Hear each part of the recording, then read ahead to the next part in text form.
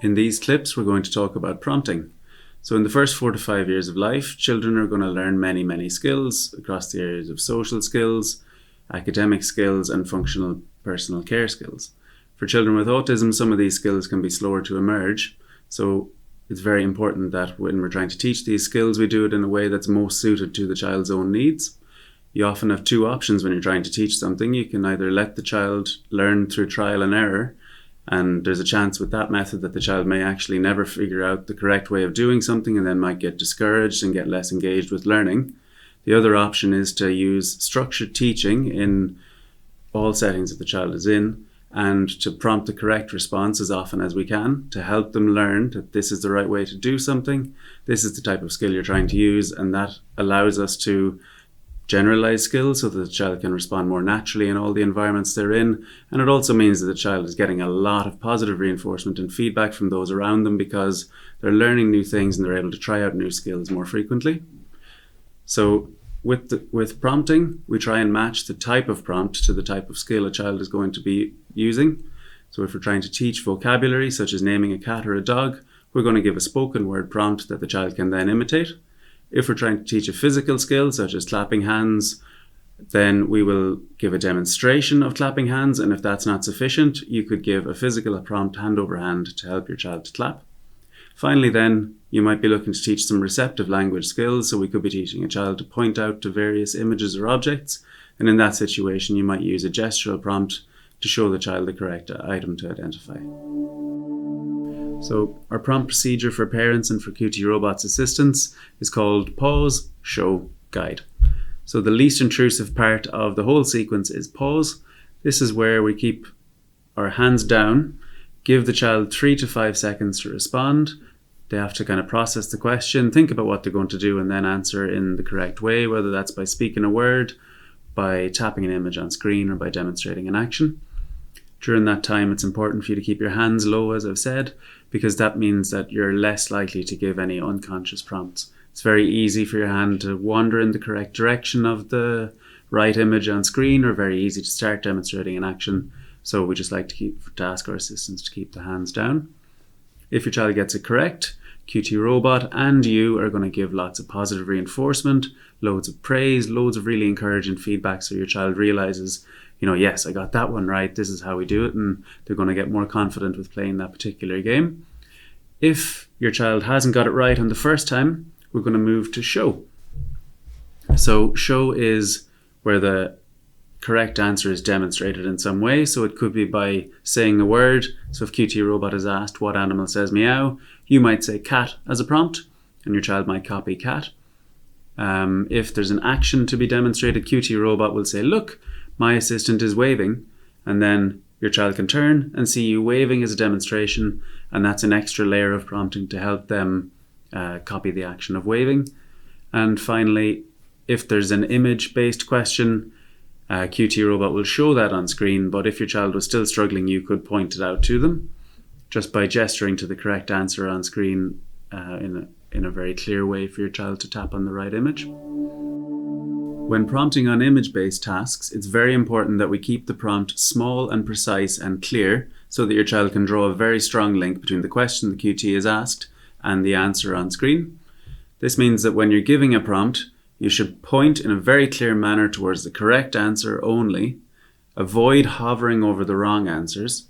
So this isn't the time to reason your way through the question with your child. We're not going to say, it's not this, so it must be the other one. That's quite long and it makes it unclear because you've actually pointed to all the images on the screen. So it can be quite difficult for your child to perceive what you mean. So QT is going to ask the question, you're going to point directly to the correct answer, and this makes the prompt small, precise, and it allows your child to get positive reinforcement more quickly, to move on with more questions, and to progress through the block more easily. Show me the big tiger.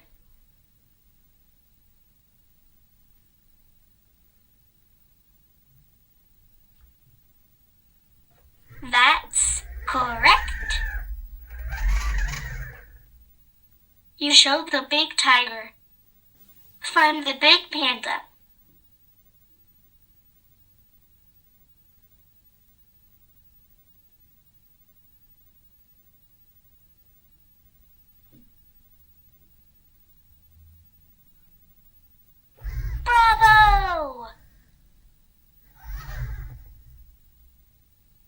panda is big. Find the big hippo.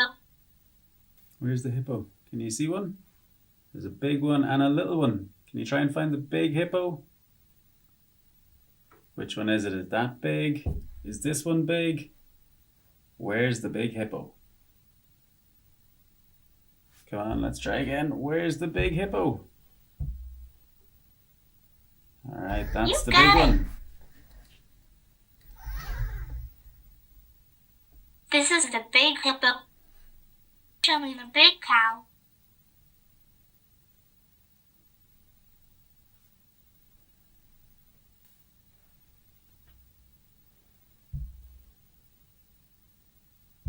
That's right. Find the big elephant.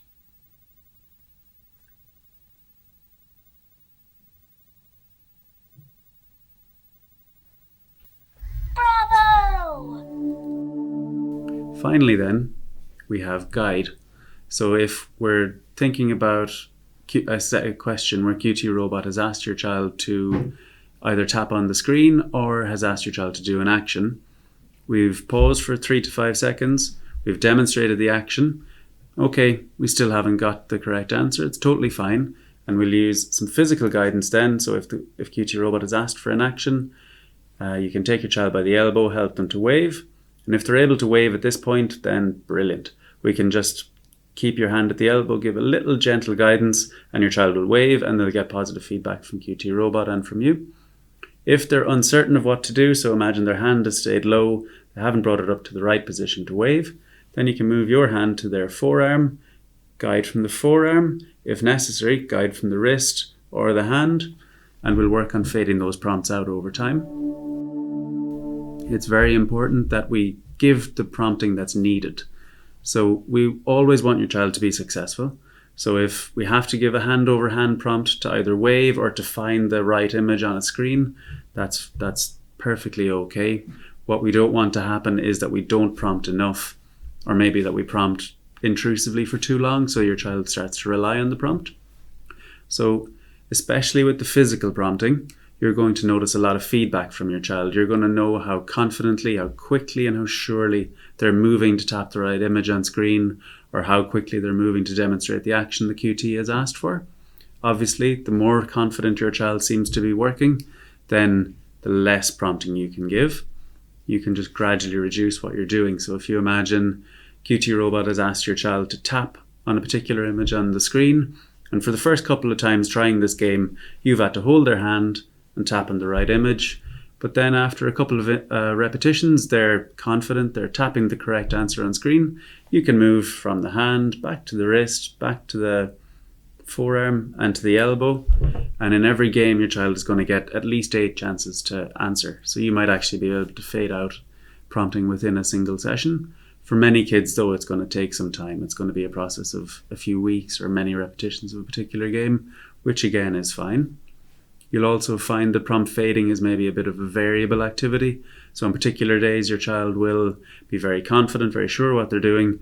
And on other days, if there's something like a lack of sleep, or maybe they're hungry or something while they're playing the game, then they might need a bit more prompting just because they're not fully on form on the day, which again is fine, because over time the trend of the prompting will still hopefully be downwards and we'll be reducing the amount of prompting we're using. A couple of things that might happen as you're working with QTrobot. You might notice that your child is very accurate in what they're doing, so they're continually getting things right, but always when there's a particular level of prompting given. So they're getting it right when you're giving some hand over hand prompting, or when QTrobot has highlighted the image on screen quite strongly.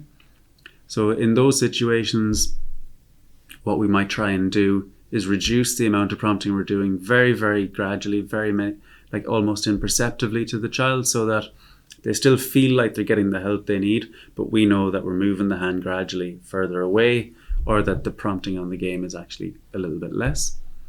Another thing that might happen is your child is answering quite quickly, but maybe their answers are a little bit inaccurate, not quite confidently moving through the game. So in that situation, it might be necessary to actually help your child by being a little bit more involved.